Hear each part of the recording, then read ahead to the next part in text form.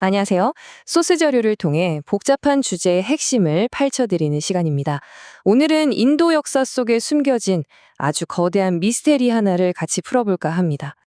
자, 오늘 우리가 풀어볼 거대한 미스터리, 바로 이 질문에서 시작합니다. 불교의 발상지, 바로 그 붓다의 땅 인도가 어떻게 오늘날엔 거의 완벽한 힌두교 국가가 되었을까요?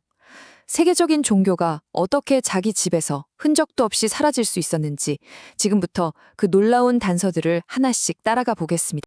아마 많은 분들이 그거 이슬람 침략 때문 아니야? 라고 쉽게 생각하실 거예요. 근데 그건 정말 빙산의 일각일 뿐입니다. 침략은 뭐랄까 최후의 결정타였을 뿐이고요. 진짜 이야기는 훨씬 더 복잡하고 그 시작은 놀랍게도 불교 내부에서부터였습니다. 그럼 퍼즐의 첫 번째 조각부터 맞춰볼까요? 바로 상아탑에 갇힌 종교라는 개념입니다. 수백 년에 걸쳐서 불교는 대중을 구원하겠다는 처음의 마음과는 달리 스스로를 고립시키면서 사람들로부터 점점 더 멀어지고 있었던 거죠. 원래 불교는 민중 속에서 시작된 아주 생생한 움직임이었잖아요. 그런데 시간이 흐르면서 완전히 변질돼요. 일반 사람들은 알아듣지도 못하는 엘리트 언어, 산스크리트어만 고집했고요. 사원은 어느새 거대한 땅을 가진 부자가 되어버렸죠. 사원의 담벼락은 점점 더 높아졌고 그 안에 있는 승려들은 세상 사람들의 삶보다는 어려운 학문 연구에만 몰두했습니다. 결국 불교가 스스로 대중의 마음을 얻을 기회를 뻥 차버린 셈이에요. 이게 정말 엄청난 아이러니 아닌가요? 붓다는 직접 어려운 산스크리트와 같은 엘리트 언어 쓰지 마라. 반드시 사람들이 쓰는 쉬운 말로 내 가르침을 전해라. 이렇게 신신당부를 했거든요. 그런데 후대의 학자들은 창시자의 뜻과는 완전히 반대로 간 거죠. 대중과 통하는 문을 스스로 쾅 닫아버린 겁니다. 자, 이렇게 안에서부터 약해지고 있던 불교는요, 외부에서 작은 충격만 와도 와르르 무너질 수밖에 없었어요. 그 약점은 바로 구심점의 붕괴라는 아주 치명적인 구조적 결함으로 이어졌습니다. 이게 무슨 말인지 한번 살펴보시죠. 두 종교의 운명이 바로 이 구조적인 차이에서 갈렸습니다. 불교는 모든 힘과 지식이 거대한 사원이라는 중심에 전부 몰려 있었어요. 중앙 집중적이었죠. 반면에 힌두교는 신앙이 각 가정, 마을 곳곳에 스며들어 있는 분산된 형태였습니다. 다시 말해서 불교는 이 중심부 하나만 무너지면 전체가 마비되는 시스템이었지만 힌두교는 애초에 무너뜨릴 중심이라는 게 없었던 거예요.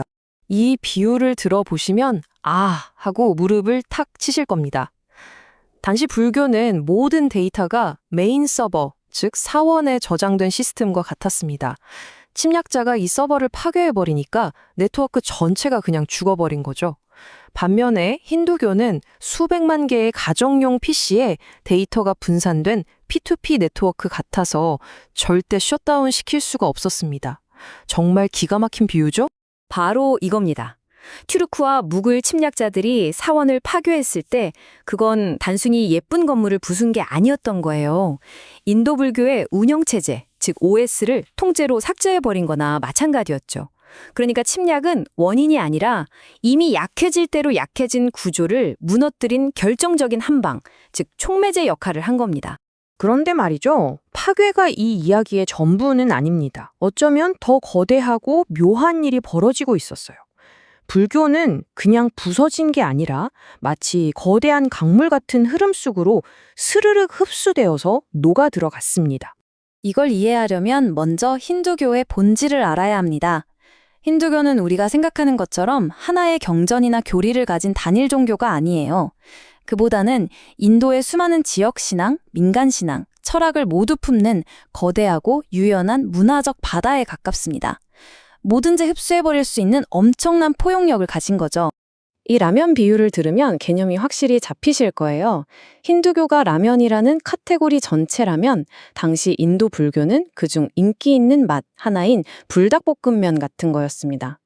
해외에서는 이게 한국 라면의 전부인 것처럼 유명하지만 정작 한국에서는 수많은 라면 중 하나의 선택지일 뿐인 것처럼요. 즉 불교는 힌두교의 경쟁 상대가 아니라 거대한 힌두 문화라는 메뉴판 속에 있는 하나의 옵션이었던 겁니다. 자, 그럼 이 흡수 과정이 어떻게 일어났는지 한번 볼까요?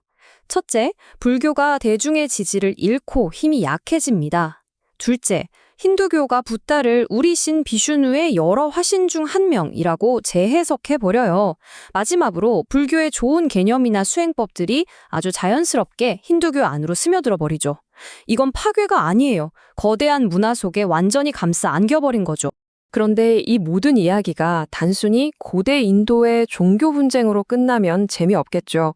사실 이건 시공간을 초월해서 계속 반복되는 우리 사회가 어떻게 보이지 않는 벽을 세워서 내부자와 외부자를 만들어내는가에 대한 아주 보편적인 이야기입니다. 한번 보시죠. 인도의 달리트는 혈통과 직업 때문에 배제됐습니다.